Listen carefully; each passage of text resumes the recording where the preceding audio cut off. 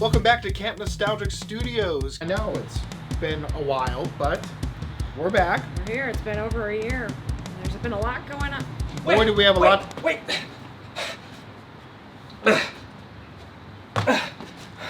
Hey guys. Hey. You just roll in? I just came straight from Memphis. Oh my God. We were just about to get the studio update started. Oh, great. Yeah. Let's do it.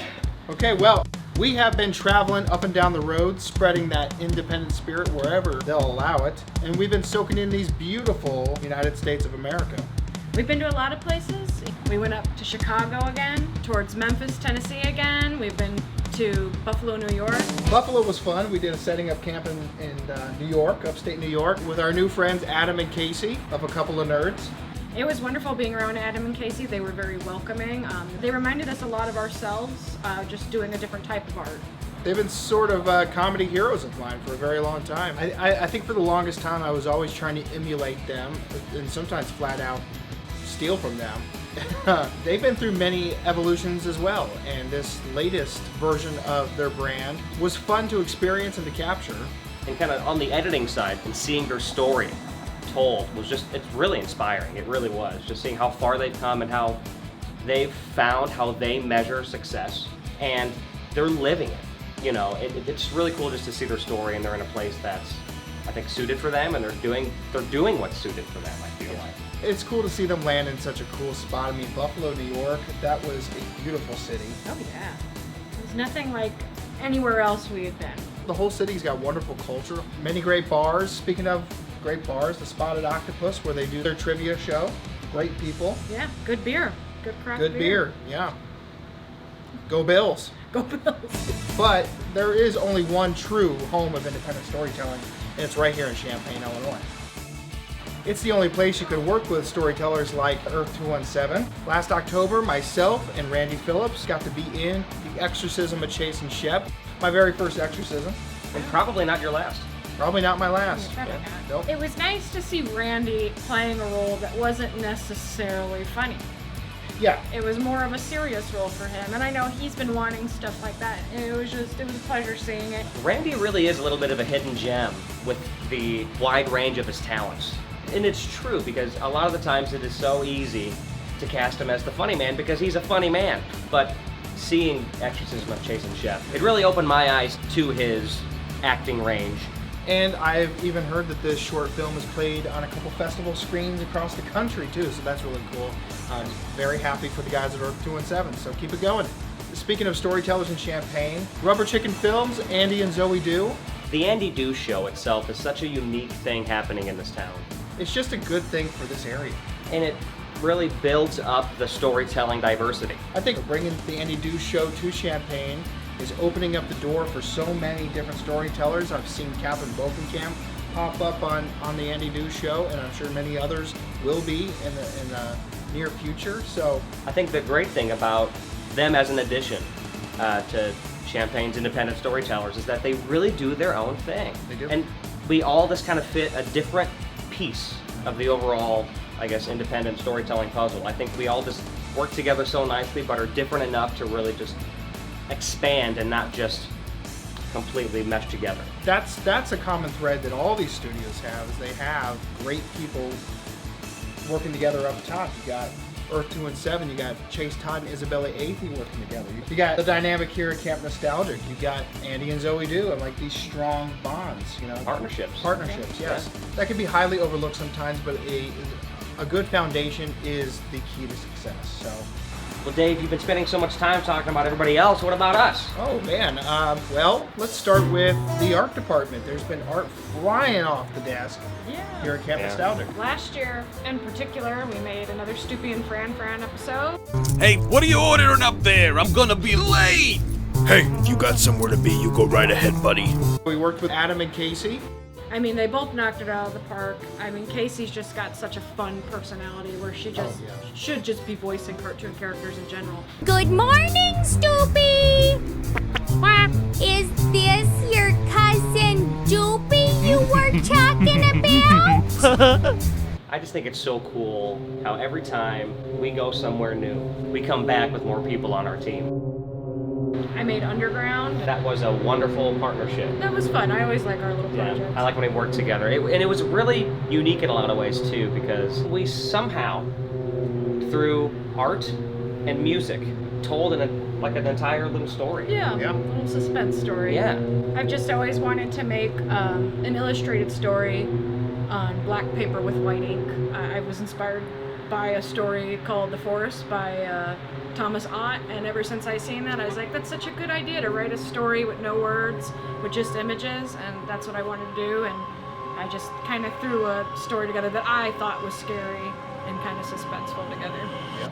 I think we have a really good on-set dynamic, the three of us, right? Whether it's recording people doing voices, working with camera equipment, Alex, you truly are the director of Camp Nostalgic Studios. Thank you. I love being behind the camera more than anything, and being able to kind of set up shots and get it, make sure everyone's doing what they need to be doing to tell the best story we can tell. I'm not an actor. Yes, and I think what you're getting at is our special that's coming up on October 26th, Pat's Spooky Night.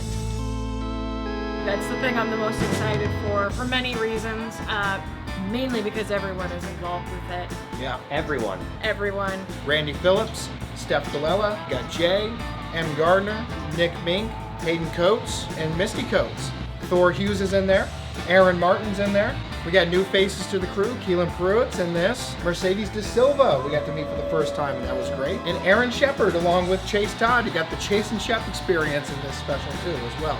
It was such a fun set to be on, and I think when we build these relationships with everybody, I think it's just going to continue to invoke even greater things in the future. But I can't see anything greater than Pat's Spooky Night. I love it. I think it's just a testament to how much everybody wanted this to happen.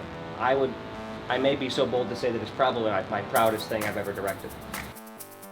Turn that thing off. We got some work to do. And it goes beyond the acting too, all the technical side of it too. Getting to work with Isabela Athey, who lent us her drone for the day. We got to go out with her and do that. She's so talented with that. She's a great photographer as well.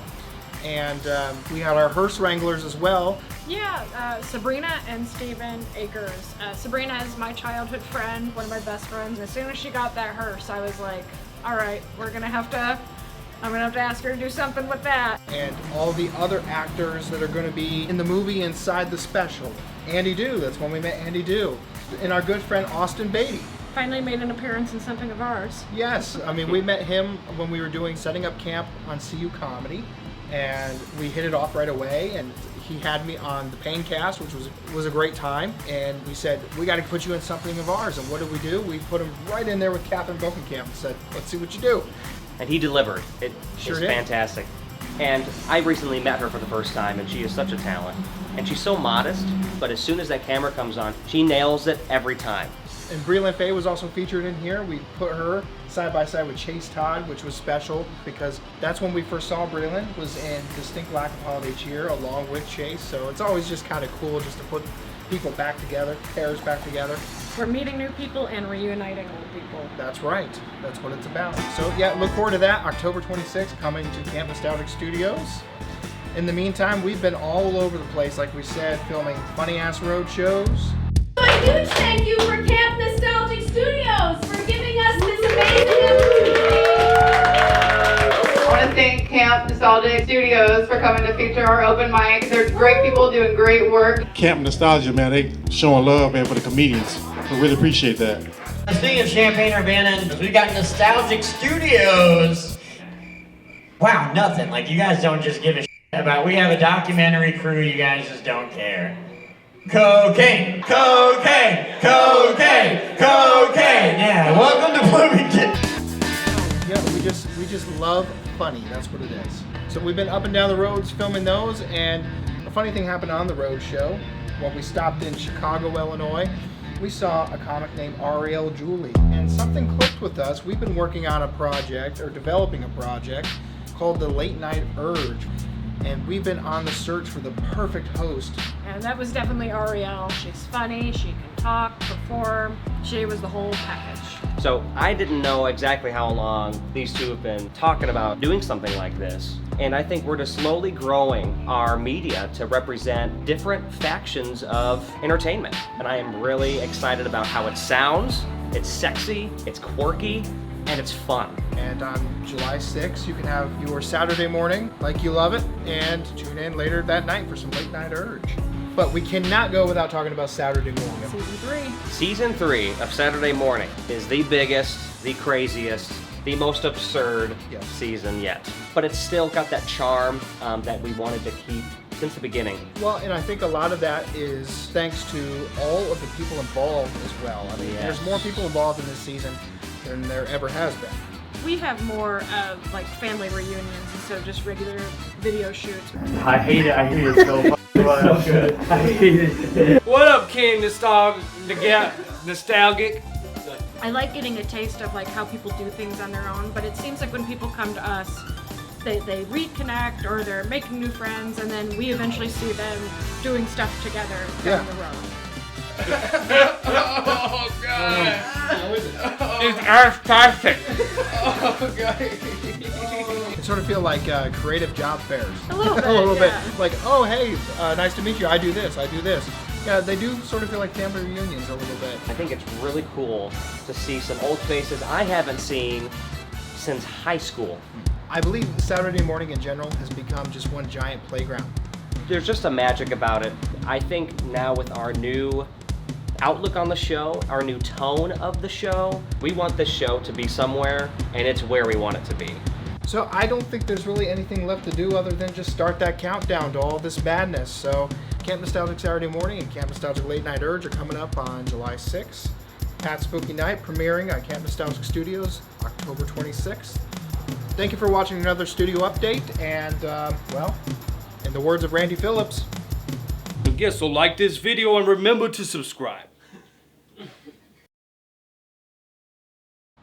Well, that was fun. That was fun. That was really good, yeah. Yeah. You got to get back to Memphis?